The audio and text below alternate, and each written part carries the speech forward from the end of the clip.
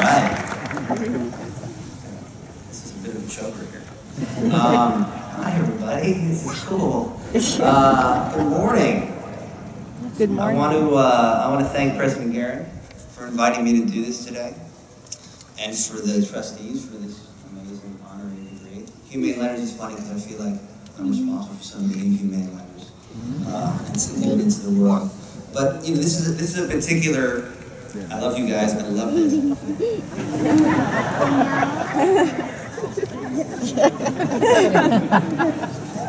I'm gonna get undressed. All right. So,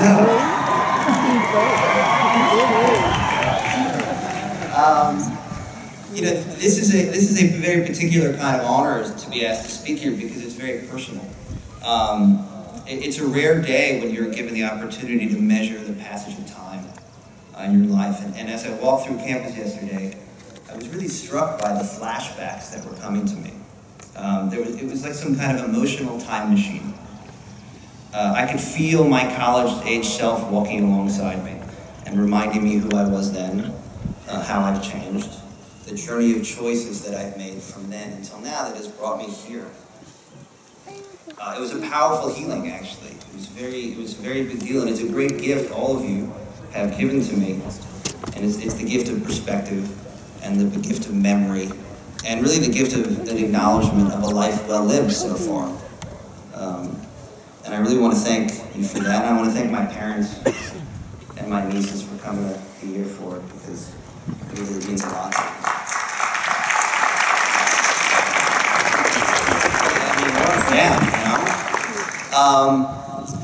You know, there are really only about 10 commencement speeches that can be given. When you look at it, like you got like your follow your passion, and then you got your be the change you want to be in the world. That's a big one. That's honestly, I was researching. It's like 60% of commencement speeches are be the change you want to be in the world. You got your future belongs to you. And like, don't be a dick. Like, those are the big ones. Those are the big ones. Like, it's like anyone's gonna come and they're gonna basically tell you the same thing, and it's because life isn't really that complicated. It really isn't. It's like if you tell the truth and you're kind to people and you make sure you don't do anything too stupid with your body, you're really gonna be okay. Things are gonna work out okay. It's like, it's really that simple of a life. And in my experience, you get to be your age, 21 years old or so, and it's really not about learning anything new. It's about learning these things again for the first time, over and over, until finally it sinks in and you get it.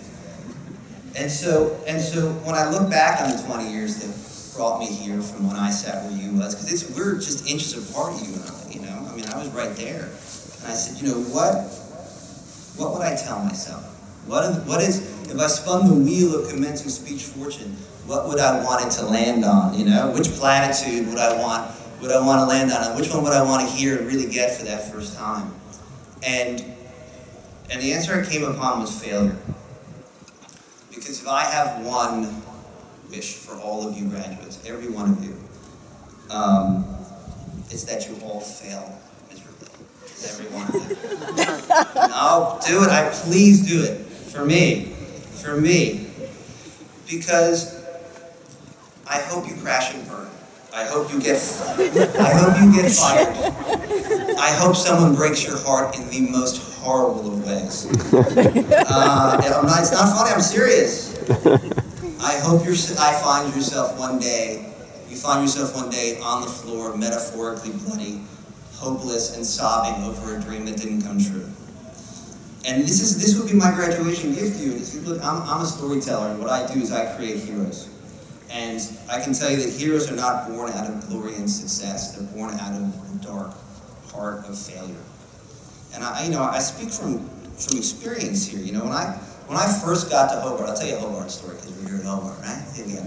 So I got plenty of failures to talk about. We could be here all day. We'd be here for a week. But I'll talk about the Hobart one. When I first got here, I was not the sturdy, worldly man about town that you see here before you today. I had a unibrow. I wore my hair just like a pompadour kind of thing that I had to blow dry every day, and it was the early '90s. You know, I was absolutely terrified. Like I had no idea where I fit in, and it was I charmed my way through, but it was very much a life lived through molasses. It was very slow, it was very tedious, it was very hard. And I learned an enormous amount from the great professors here, like Professor Lyon, one of my great mentors, and Robert Gross. But in terms of if you want to look at my social life, it's the library back here. They used to have these little rooms in the library. I don't know if they still do. They had VHS players. You guys know what a VHS player is? They played these things called videotapes. And the library, you could check out movies. And so I spent most of my time in those little rooms watching these movies. And it wasn't like I was learning how to be a filmmaker, because I didn't really know I wanted to do that yet, or else I wouldn't be willing to admit it. I was looking to learn how to be. I was hoping that the leading men on the screen would give me some answers about how to be, like how to be smarter, how to be more confident, how to get girls. And it was mostly how to get girls, I'll be very honest. But yeah, like this one over here. But Cary Grant's lines didn't come as good coming out of my mouth, and there was no costume designer in my closet that got me a pair of jeans that could actually fit. It didn't work. And so I looked around campus for role models. Like, I couldn't get it on the screen, so I looked around campus, and where can I find some campus role models? And I said to myself, who are the coolest dudes here? Who are the ones that clearly have it figured out? And if I could be like them, then surely the world will reveal itself to me in all its glory. So I quickly identified two groups of guys. One was these athletes. They were, these stud athletes. And I was like, yeah, those guys are cool. But then I was like, yeah, but I have zero athletic ability. Like there's no way I'm making a lacrosse team. I'm not fast, I'm slow. I have no qualities that would make me a good athlete.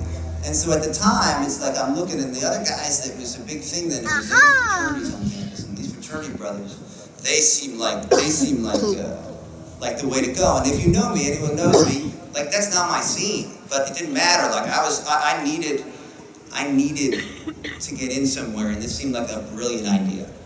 And so I looked around. I chose the house I knew would be right for me. It was one called Sigma Chi. I was like, those are the guys, man. These dudes were the smoothest of the smooth. They wore their baseball caps down like a perfect curve and real low. And somehow, even though it was low, they could see through. They could see you, even though the cap was real low.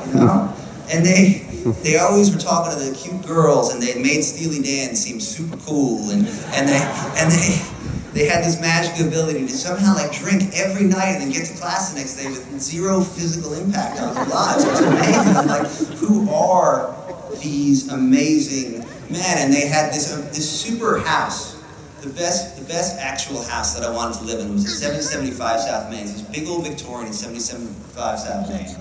And it's like, that's where I wanted to live. This was Mount Olympus. They were gods, and I absolutely need to join their club. And then once I did, I knew the world would know who I was. Then, at that point, there would be someone and something to define me. If I could just get with them, that's all I needed. Now, sidetrack. A couple months ago, I was listening to a Springsteen bootleg. That's because pretty much if you catch me doing anything, I'm probably doing that. And he said this amazing thing. He said, before you pick up your first guitar, before you write your first song, before you sign your first record deal, you have to lay awake in bed at night and dream yourself to be. And this is how we relate to the world. We dream ourselves to be, and then we give that dream to the world. And back then, I dreamed myself to be a ghost. I was just some extra in a larger movie that was going on around me. I was a shell that needed to be filled to be worthwhile, and one that could only be defined by some outside force.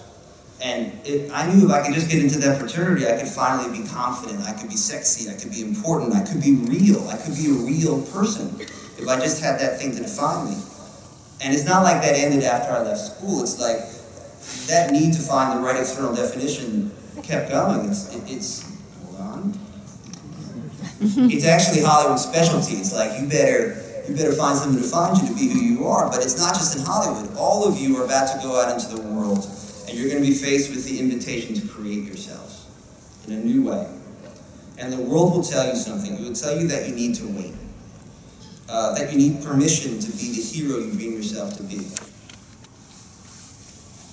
Not until you get that job can you do it. Not until you get that engagement ring. Not until you have those kids. Not until you buy that house. Not until you get to speak at your alma mater's commencement. that's the point when you have permission to be that dream you want to be. And that's a lie. You know, you all have goals in your minds right now about what your future is. I talked to some students yesterday and I said, what are your dreams? What are your dreams? And your version of getting into that fraternity. And they all seem super important and urgent right now. And you know, if you leave here and the next year, the next two, you don't get those things, well, then why should you want living? And you know, if you do get them, that will be when life can really start. When you can breathe. It's like an imaginary finish line you're going to cross. But I think the thing to do is take a second and step back from the goals. Because it's not actually the goals that you want. It's how you think attaining them is going to make you feel about yourself. But you don't need the goals to feel that way. Dream yourself to be the hero you see yourself as once those goals are achieved. So before you get that job, before you meet that great person to share your life with, the thing that you think will make you finally feel confident, just be confident, be sexy, be important. Don't believe the voice in your head that tells you you have to have something to be something. Now for me, I got rejected by that fraternity. I would have rejected me too, wasn't it? But it was crushing. You know, I was destroyed. I mean, if I had the emotional maturity at the time, I would have cried.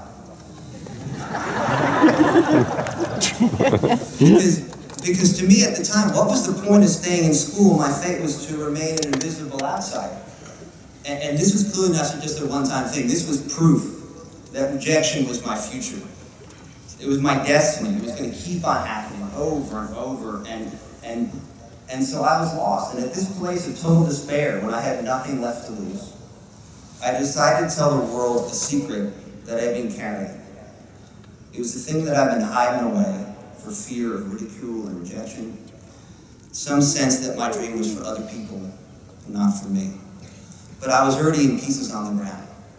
It's not like I could get any worse. I was shameless at this point. I lost everything as far as I'm concerned. And so I did something I always wanted to do, but was afraid to admit. I took an acting class. Right over here, right on the corner, literally right over there, with Professor Gross.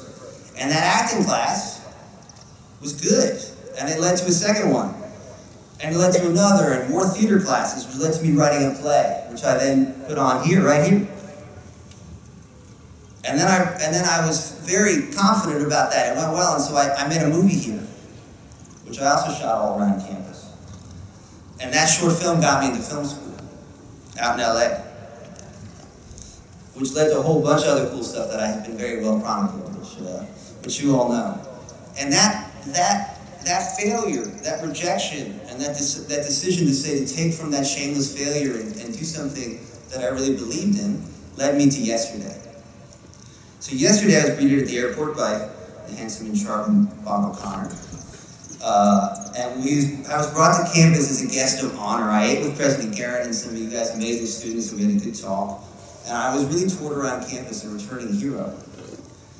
And then, here's a good part. And then I found out where the colleges put up the distinguished guests who were visiting campus.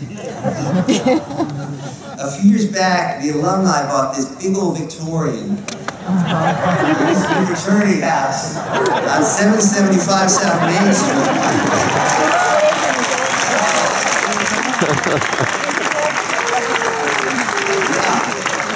And they just handed me the keys and said, welcome home. Whatever you need. I have this wonderful doctor in Los Angeles named Dr. Siddiqui, and the other day he sent me a picture of an archer. And the idea of the picture being that when you pull the string of a bow, the potential energy is created in the bending of the bow.